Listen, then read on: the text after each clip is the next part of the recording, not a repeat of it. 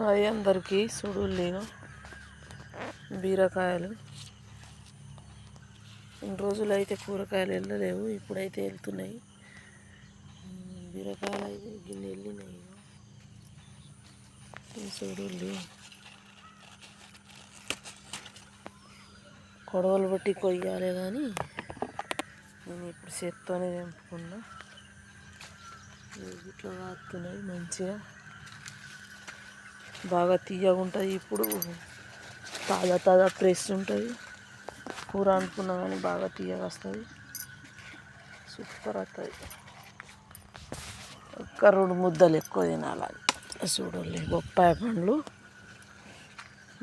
పండ్లు అయితే 5-6 వెళ్ళినాయి. దాటి రాకుండా ఉంటుంది.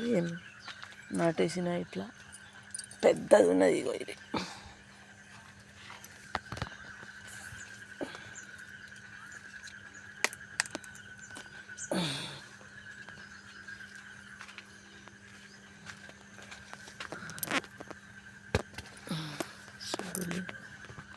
చూడుండి. ఇగో